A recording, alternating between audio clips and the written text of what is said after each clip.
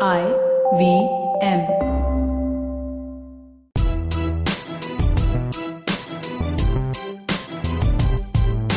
Hi, I'm Zarina Poonawalla, your peak performance coach, life coach, emotional intelligence practitioner, and NLP practitioner.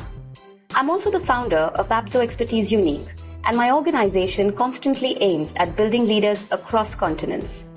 After having worked with so many dynamic business honchos, entrepreneurs, startups, CEOs, management gurus, parents, and student communities worldwide, I am convinced that every individual has unleashed potential.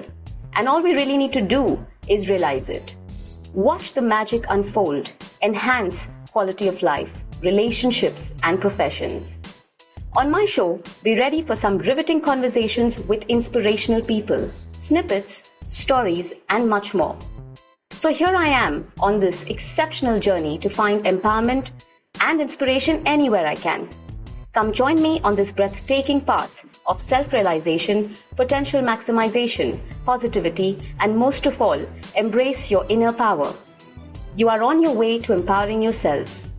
Welcome to the Empowering Series with Zarina Poonawalla. On today's episode, I'm in conversation with an effervescent, established entrepreneur whose undying love for the culinary arts makes her one of India's most sought-after chefs. Please welcome Chef Ruhee Bhimani, founder of Cocoa Cottage Studio. Hi, Ruhee. Hi, Zarina. How are you? I am good, thank you. How are you? Good. I'm so excited to be here. Oh God, I'm And so excited to have you. this is the first time I'm doing a podcast, but it is very exciting. So thank you for having me. Thank you, Ruhee. I'm surprised this is your first podcast because you've been, on television, you've been quite the influencer, and I've seen a couple of your work. So thank you. This is kind of maybe a little bit of a privilege for me to have you and host you. See, I had to do it with you. So here I am now. I'm glad. So thanks for making it happen. How has this entire, now I have to ask you this, how has this entire year been for you, more or less? Because initially I would ask how have the few months been or the lockdown been, but now literally the entire year is passing in this pandemic. So how has it been for you? Has it been quite a roller coaster or have you managed things out? I feel this year has been quite remarkable. In the start of the year, I got married. Oh, wow. And in the month of Jan. And as soon as I got married, we went into a lockdown. And so I've been managing work, home, everything right from one space. And it's been fun because, there are so many things I've learned this year. And I just feel it's getting better and better as the days are going by. So nothing to complain, really. Right. So then congratulations are in order. So congratulations on the marriage. And I'm sure that a little bit of the honeymoon phase must have gone on continuing. And since you've managed to have so many months, I think most people don't have that much time with their spouses if they're working individuals, and especially if they're running a business of their own. Now, that brings me to the fact that you have a rather interesting journey, Ruhee. You wear so many hats. You're an influencer, you're a blogger, you've done television shows in culinary, you have your own studio, you also do a lot of workshops and webinars, right? Yes. So how do you manage all these different roles, and tell us all about your journey? Okay. So, now since I'm hearing you talk, I'm realizing that there are so many things that I'm doing. But of course, I've not done them at one go. Things have gradually built up one after the other. And I have just done one thing, that is just focusing on my craft and learning each day. And that's how I think these things have turned out. So I started off with my hotel management. So I'm a hotel management graduate. I was going to become a dentist. And one day I just woke up and I told my dad, listen, I'm not going to look into people's mouth. I'll rather spoil them with desserts, So that's how I began my hotel management journey. And as you see, it's hospitality and it's management. So it had a lot of subjects. You had management subjects, and you had everything about hospitality, right from F&B to bakery to kitchen to just about everything, And I feel this course made me so strong and so independent that you put throw me in any corner of the earth and I can cook for myself. I can do my own work. I can manage my own stuff. I can do my own accounts. Mm-hmm. So I feel this 3 years of my life sort of changed things for me completely, you know. Right. And post that, then I topped Mumbai University in the year 2008. And a lot of avenues were open for me, right, for jobs, just about everything.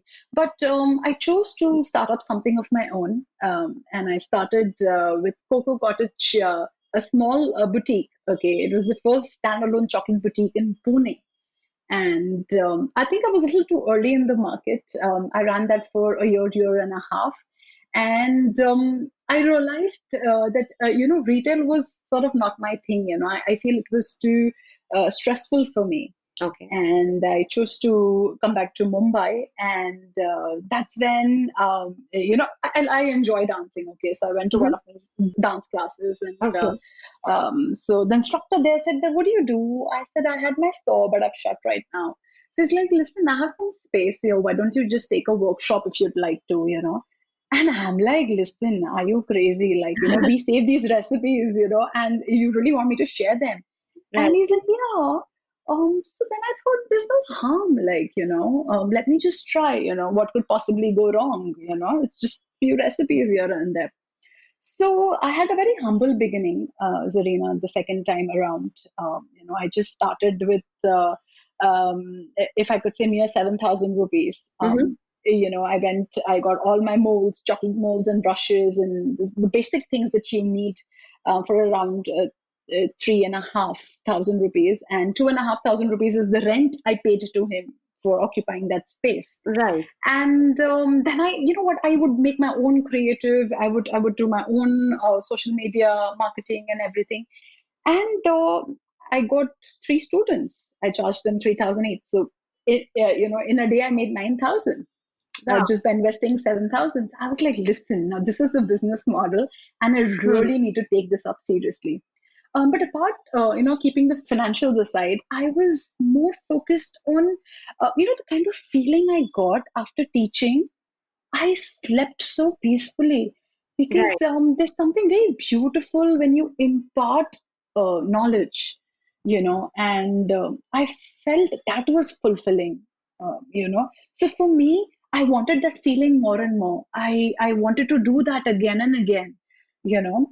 Mm-hmm. So that's how I started with teaching. And so I was very focused at the beginning that I didn't want to do any retail. I just wanted to teach because I felt that it kept me happy, it kept me sane, and I wanted to learn more and more so that I could teach more and more.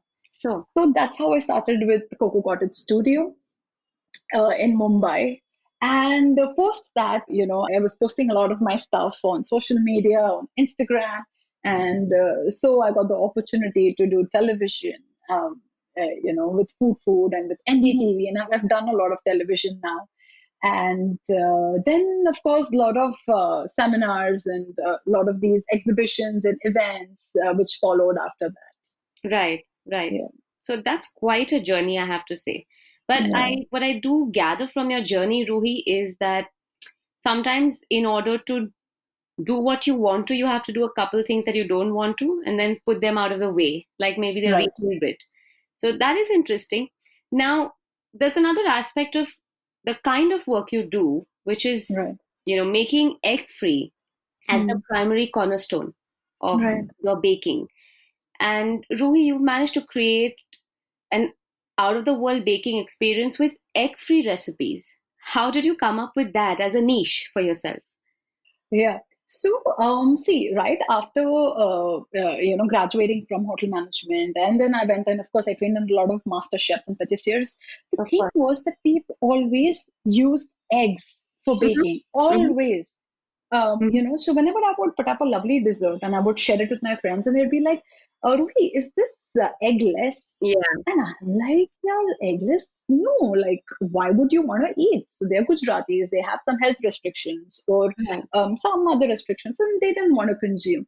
So Hmm. I'm like, okay, this happened once, twice, thrice. And I'm like, listen, now there is this market, Hmm. which I don't think a lot of players are playing it well, or, there are not a lot of people who are doing this.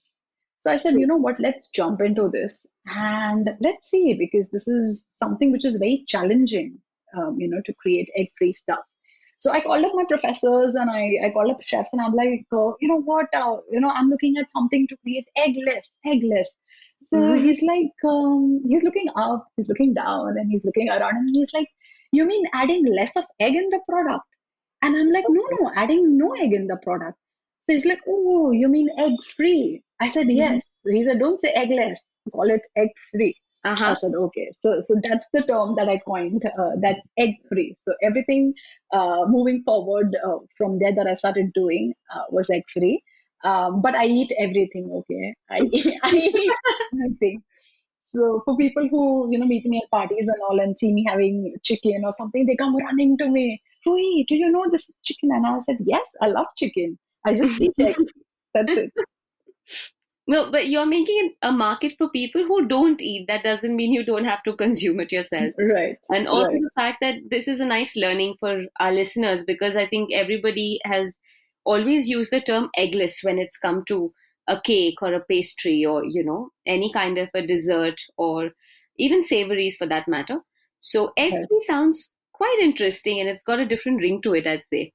Yeah, yeah, Now, the fact that entrepreneurship by itself is not a journey one can embark upon without challenges. So you naturally have faced your fair share of those. Keeping in mind, Ruhi, that you started off in Pune and then you realized that okay, retail is not for me, and then one after the other things worked out in a different fashion for you, right? But right. the simple fact that putting yourself in entrepreneurship space and making that work out, although you've been a management hospitality student in the past, what have the challenges really been for you? Right. So, you know what? As creative people, it gets very difficult to put a price tag to something that you're doing, Mm-hmm. to say that this is my creation and this is what I'll be teaching at, and to make it commercial becomes a little difficult, at least for me. If I'm in love with the product, then it's priceless for me, you know. But talking about entrepreneurship, I started as the one person army, Right. so I have done everything from scratch. So the thing is that whenever I hire people in places where I need, Mm-hmm. becomes very easy because I know exactly what I want them to do. And personally, I like to keep close knit teams, because I feel the closer they are, the better they work. The more the number of people, I feel more the confusion. Right. At a very later stage, I would say that I learned that, initially I would be like, oh, I have to learn photography also. Oh, I need to know social media also. Oh, I need to do my accounts also. So there were a lot of hats I was wearing when I started off initially. Mm-hmm. Little later, I realized I don't have to do all this. I just need to focus on my craft, and I can hire people to do what they are good at. Okay, because as they are hiring, people are coming to me to learn what I'm good at.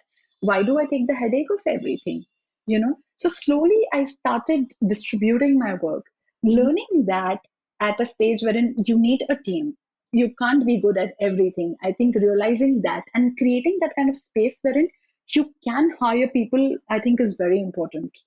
I Um, you agree. know, yeah, I couldn't agree more. I think what a lot of entrepreneurs and leaders in their own spaces lack delegation, right. because there is so much micromanaging and there is so much of involvement. Because, when you start something like a store or your own brand in whatever industry and market, it's your baby and you want to make sure that you're doing everything for the baby. So Hmm. this is a very important realization, and I'm so glad that you've shared this point that you must learn to distribute the work and use the resources around you and Right. outsource people if you need to with experts, right? So that makes complete sense. And Mm. having said that, how have you managed to keep your innovation going and your resources completely up full there through the pandemic? Because to be honest with you, this pandemic has suddenly made a lot of homegrown chefs, homegrown bakers, homegrown Mm. artists. We've got a lot of homegrown things happening at the moment, and everybody started off with trying to indulge themselves. And I know a couple of people who've started their own kitchens and doing their own thing. So how have you managed to keep up in the current scenario, and what is your advice to those kind of homegrown chefs at the moment? So, talking about myself, because as I told you, I was getting married, I had slowed down my work completely. Mhm. And in fact, I wanted a 1 month break, because I feel, I wanted that time with the family, and I wanted to settle in, with the new house and everything. Mhm. And while doing that, everything came to a standstill and everything shut completely. So for the first 15, 20 days, it was more like, okay, what is next that I would want to do? you Hmm. know and this, I would say, the pandemic marked the phase 3 of my life. The first one was the retail outlet, the second one was the studio, Mhm. and the third is online teaching. So what I started doing was I started creating these very, because I was away from my kitchen, right? So Mhm. what I would do is I would take the basic things like your ghar ka aata, your basic butter, and I started creating very simple recipes and sharing with bakers and Okay. with people who would be interested in baking. And people started sharing their work. Like they would see what I would do in the video, they would recreate that, and they would tag me. And gradually this went on, and then I saw brands approach me.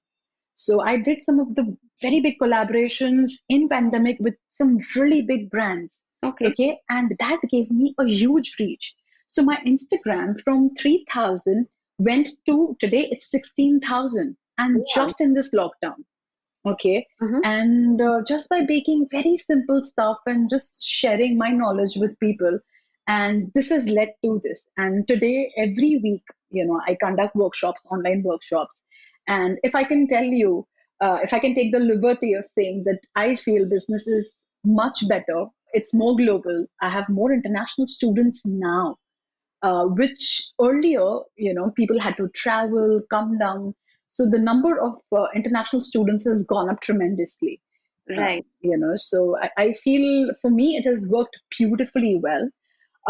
For people who initially had no idea, and they started just experimenting recipes, and because it was a fad at that time, right? Yes. Yes. Something which is very pretty, click a lovely picture and just post it on Instagram. Then people are suddenly asking you, oh, can I try that? Or are you retailing it? Or something like that. So that way business grew for especially for home bakers, because people were more comfortable placing orders with home bakers because they knew that home bakers will take care of hygiene. They will make it with a lot of love, and it will the ingredients, they know the person who's baking for them. you Mhm. know so for all the home bakers, it was crazy. I started getting calls saying that, oh, we have done more business than we could have done during Diwali. It's almost three folds, four folds more business. Right. I was like, oh wow, this is amazing. So home bakers have done well. We as teachers are doing our bit to come up with different recipes and mentoring them well. Because they all are, most of them are second earners in the family. Because most of them have lost their jobs. So I just feel, there is a whole different, air of empowerment going on at the moment. I agree. I completely agree with you. And to be honest with you, just the fact that people are adapting to change and they're finding a way to do something that they possibly didn't think they have in them. Right. I think that really stands for something. Apart from me, because yes, I'm in the teaching space, I'm in the coaching space, but I have not been able to do beyond a 2 minute mug cake, which also has a lot of mugs. So I think So cute. I've been one of those people who hasn't succeeded in that area, because I've always believed that, you know, cooking, I'm good with the cooking aspect, Ruhi. Like, I'm not that bad, huh? I'm really good with cooking. But Okay. frankly, I think baking is an art because it's got so much Right. nitty-gritty in it. Yes. Baking is an art, but it's an art with science. You cannot Yes. bake without science. And yeah, honestly, I've not gone beyond that mug cake, but I'm happy for the people who've managed to, churn out some lovely things from the comforts of their homes and also make, an income out of it. I think that's Mhm. a great way to empower yourselves and to know that yes, from within the comforts of your home, you can actually run a business. And like you Right. rightly mentioned, you have more of these international students coming your way. Right. As an influencer, you've gone with this massive reach from 3,000 to 16K. And in the middle of that, you've also managed to be working globally as well Mhm. as pan India, right? Right. What are the differences you see in your national audiences and your international audiences?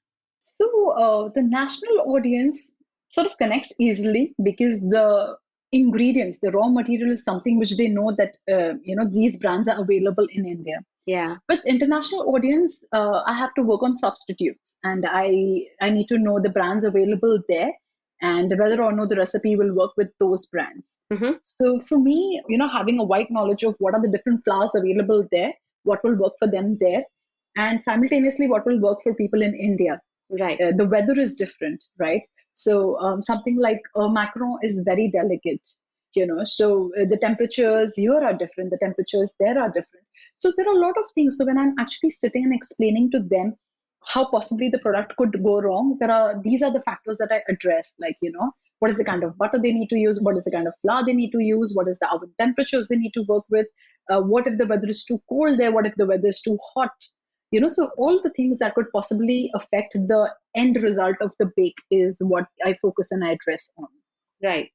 And the fact that all of this is happening, what, through webinars and workshops on a Zoom Yes. class? Yeah, a Zoom class is what I've been taking. Hmm. And I feel that we as humans, I feel we do change.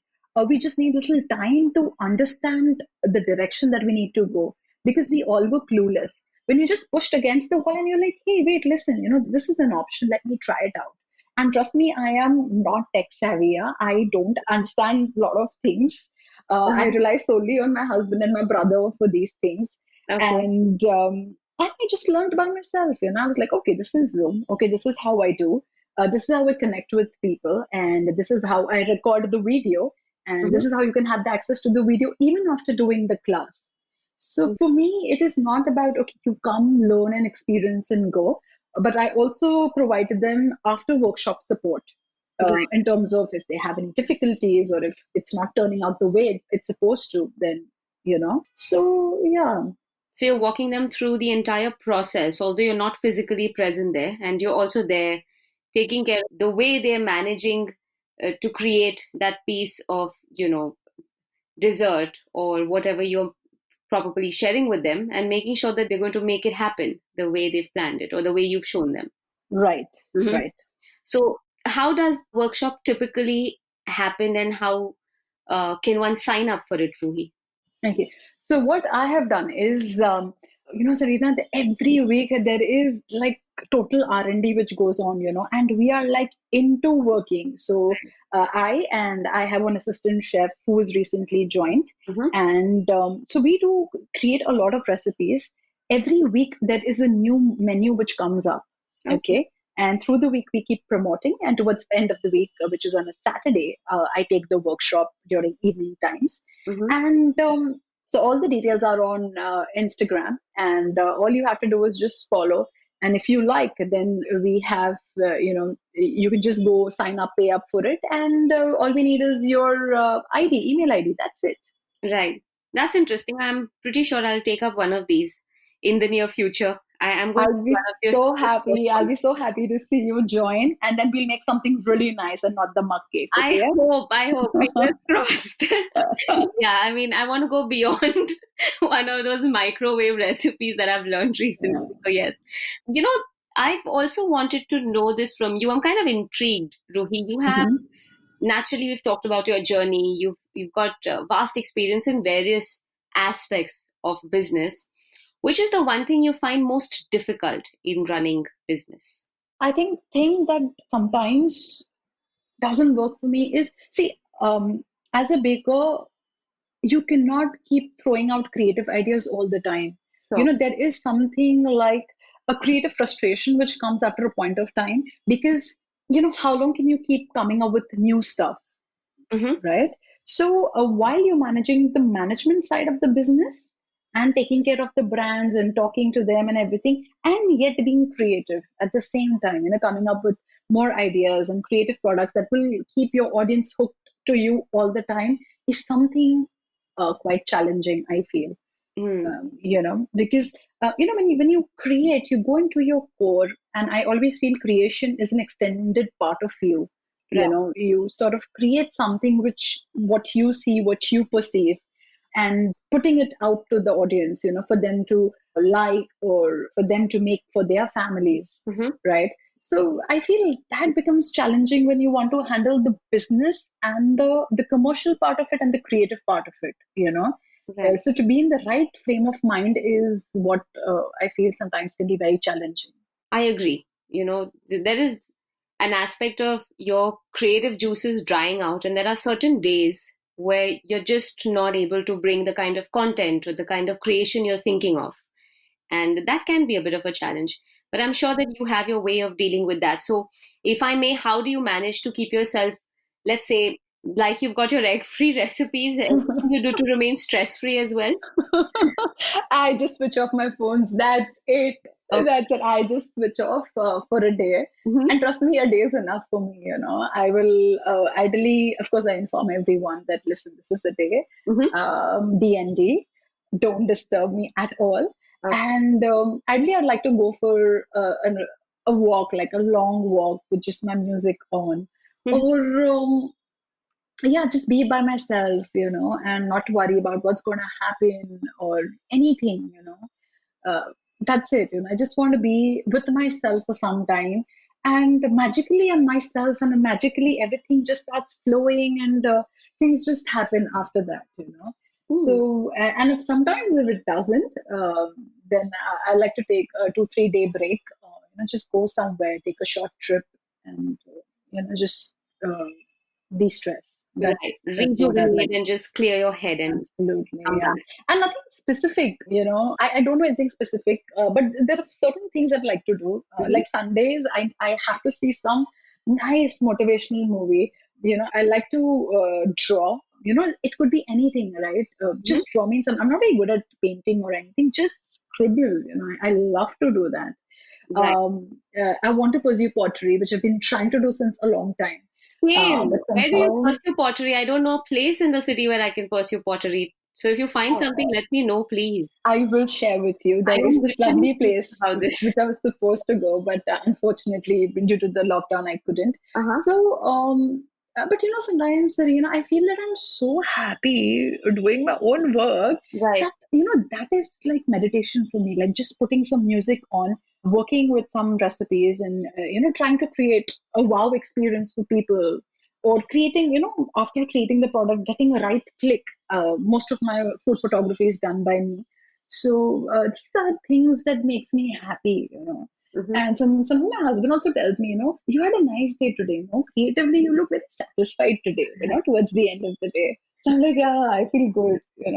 That is so sweet. So yeah, Maybe the work in itself is therapeutic for you.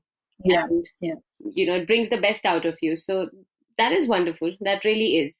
But pottery, please remember me on that one, Ruhi. I'm serious. done, Yeah. done. All right. There's another aspect which I'm very intrigued about.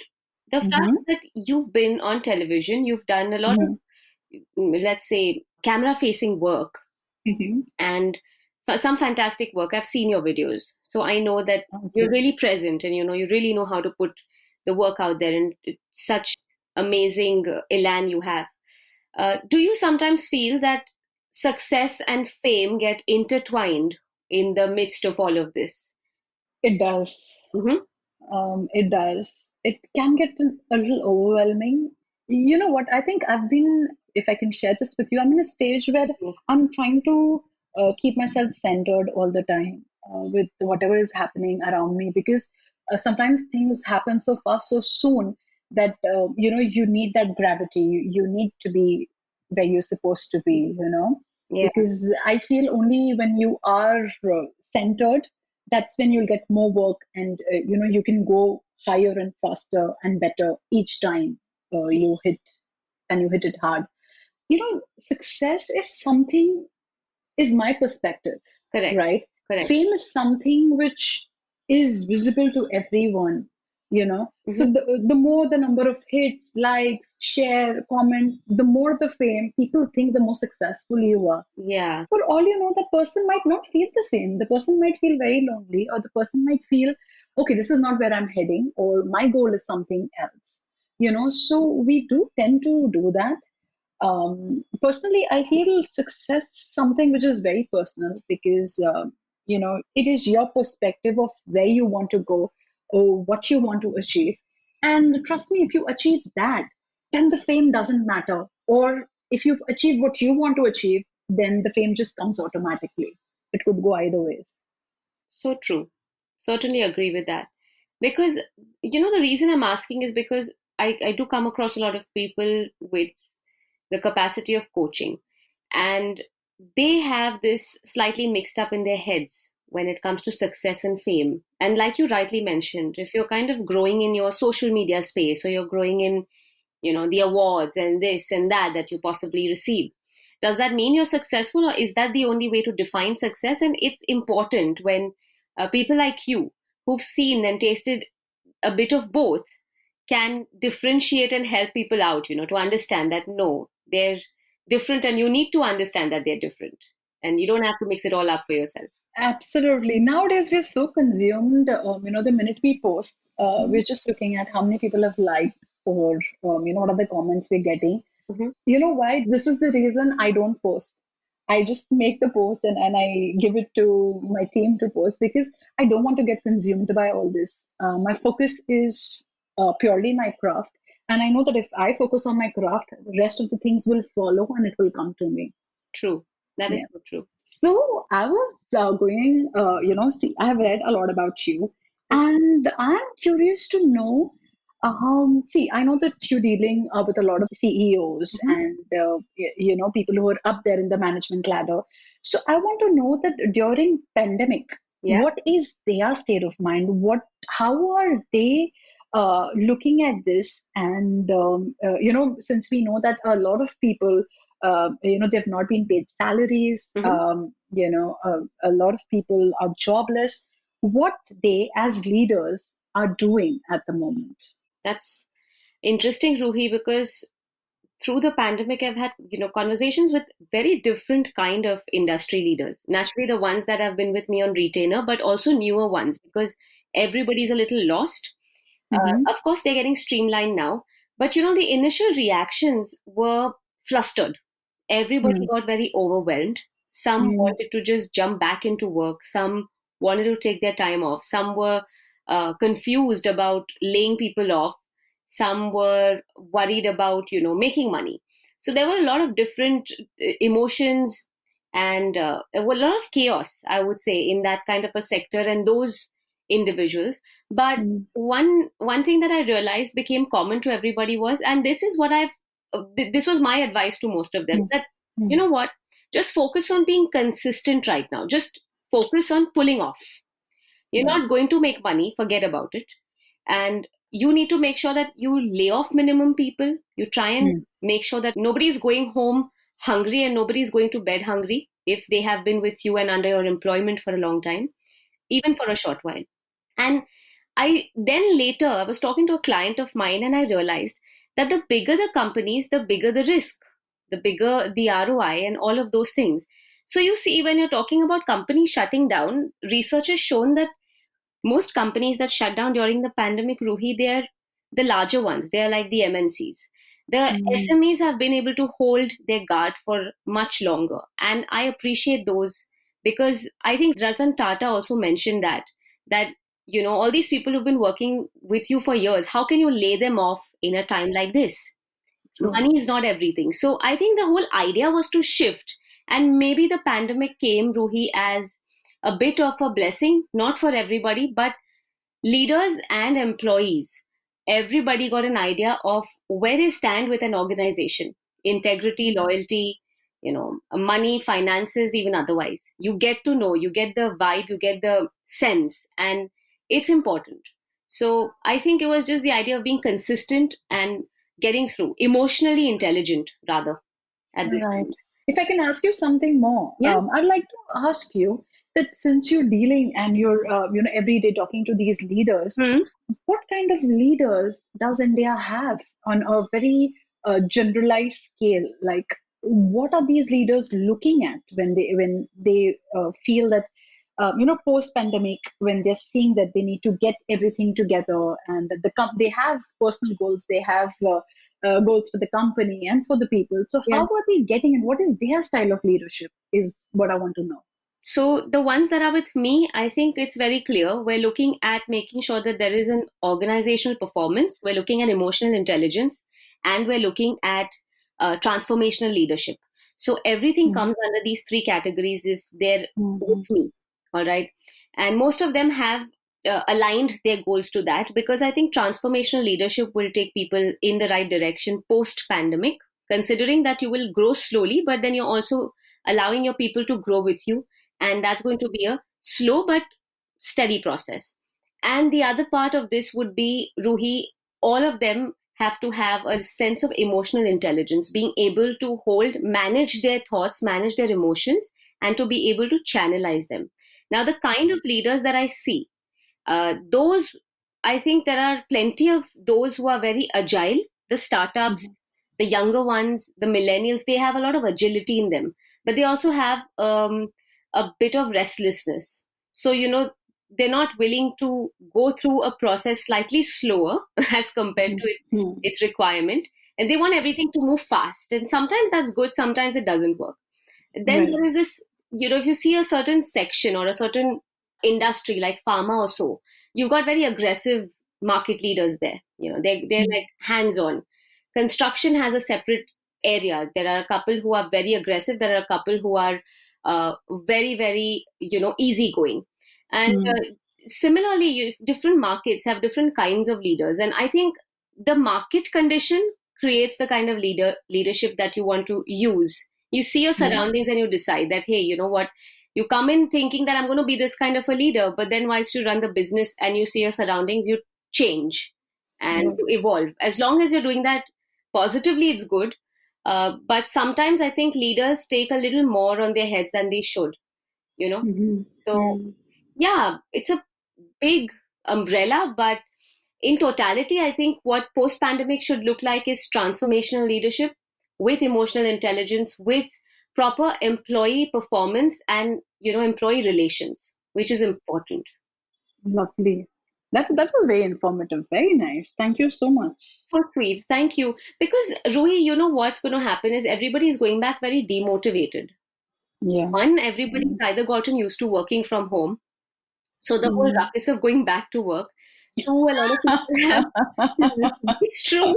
I am telling you, I've just landed up going to one or two places by, out of force, literally out of force. And I Huh. come home like, hey, I've really spent 24 hours somewhere. I'm so tired doing nothing. But what I'm trying to say is that employees are going to require leaders who drive them up again, Right, and the feeling, right. let's get I back. think they're in that stage of inertia now. They've Yeah, got very complacent and yeah. too happy working from their own comfortable spaces. Exactly. So just, Yeah. giving them the right drive and the right purpose, it's going to be Right, the leader's job to do. right, right. All right. So now that you're also a leader and you obviously are a teacher, which is the most noble profession of all, and I'm glad that you've chosen that as one of your dominant subjects. Yeah. What's your advice out there to bakers and chefs and also our listeners in general, specific, whatever you like? So, the first thing is that, you know what, more than giving an advice, I'd like to suggest something. Please. Because as teachers, you always put a seed in their head and then you let it grow, Mm-hmm. And so I would like to say that always have the ability to unlearn and learn again, because we are in the field of teaching, right? A lot of things are evolving. Products are re-evolving themselves. There are a lot of methods of teaching which are getting involved. So I feel as a teacher, you need to be up and about, and you need to learn the art of unlearning what you've learned before and learn so that you are with the coming generation and you are with the surrounding, Mm-hmm. yeah, like how online was something very different for me. Sometimes it feels very funny when I'm looking only at the camera screens and I'm teaching, because I'm so used to, looking into their eyes and knowing whether they have understood what I'm teaching them or no. Right. So, now it's just these small windows which keep popping up and, so it's different. But yes, so you have to learn how to make it more interactive for them and make it simplified for them so that even at a distance, they understand what I'm teaching. So I think for everyone, all the bakers out there and all the people who are into teaching, I think this is the mantra: unlearn, unlearn. True. What a wonderful piece of advice. True words of wisdom, I'd say. And what is that one belief, Ruhee, that you truly swear by? One belief. Mhm. There is this beautiful quote which I came across. It says, practice like you've never won and perform like you've never lost. Mhm. And I always stand by this.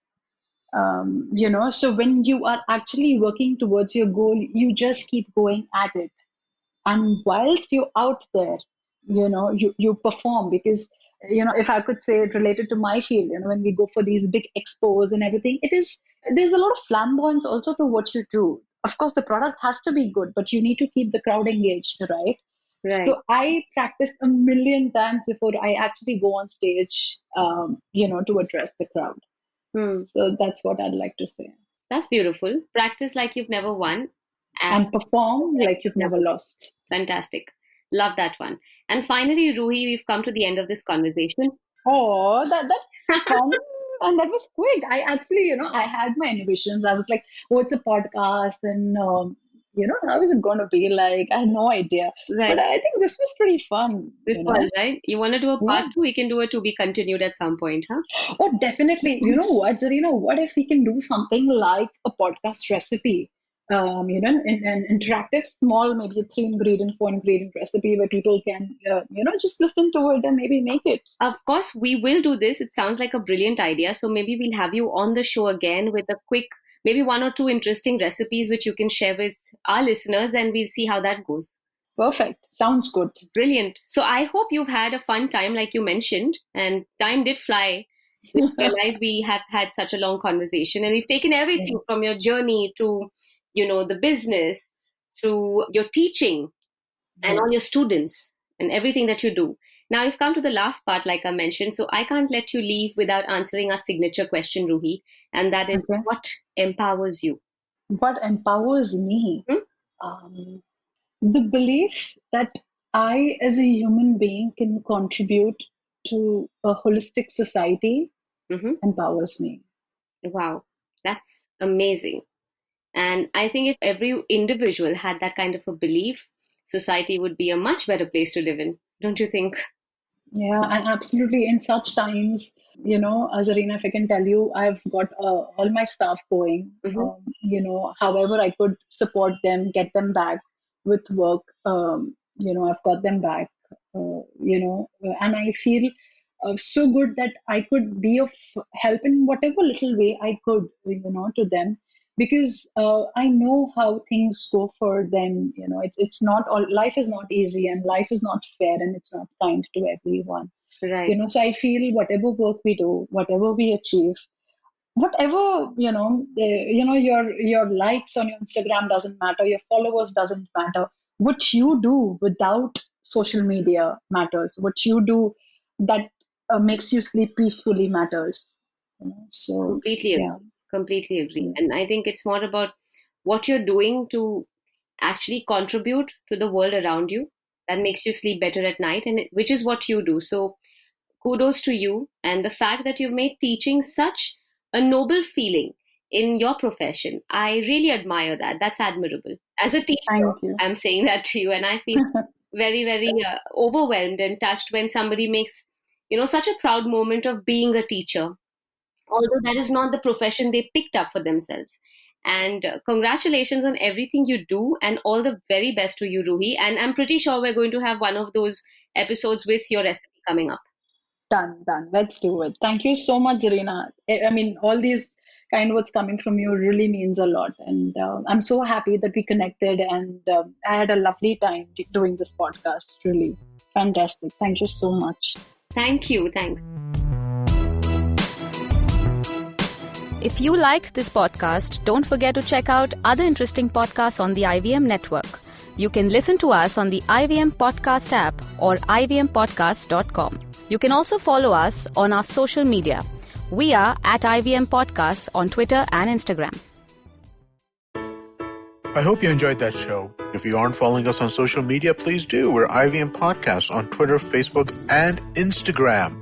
I want to let you all know about 2 new shows that we've launched this week. The first one is Millennial Athlete, hosted by Tanvi and Shlok. Both of them are, they spent their life playing badminton, and they know a lot of athletes, and they want to talk about the particular challenges that athletes face. Really, really great conversations. Do definitely check that out. The other show that I wanted to mention to you that we launched this week is Naan Curry. Naan Curry is a show about food and the history of food and the economics around food and its consumption and all that kind of stuff. It's a really, really interesting conversation. It's hosted by Sadaf, an author chef and former MasterChef India finalist, and Archit, who is a researcher who writes on behavioral science and economics. Definitely worth checking out. Besides that, we had a great week as always, right? Great stuff on all the normal shows. Do check those out.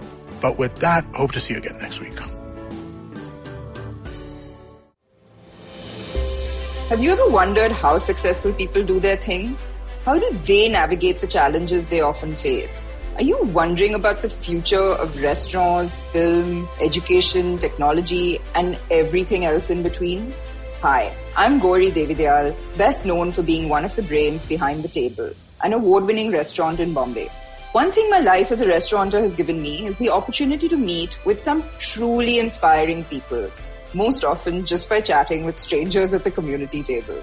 And that's what this podcast is about. It's about learning the new dimensions of business and understanding how different people swim this sea. It's an opportunity for me to pick their brains and ask them all the questions on my mind, whether it's about learning from their past experiences or talking about future trends. Through their journeys, stories, and insights, I hope you too, like me, will come away inspired and energized. So come, join me every Wednesday with your favorite drink, because this round is on me.